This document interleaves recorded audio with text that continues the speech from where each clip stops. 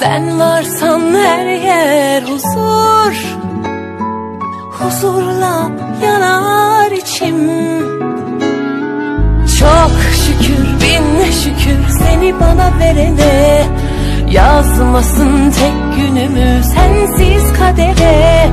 Ellerimiz bir, gönüllerimiz bir. Ne dağlar, denizler engeldir sevene. Bu şarkı kalbimin tek sahibine, ömürlük yarime, gönül eşime. Bahar sensin bana, gülüşün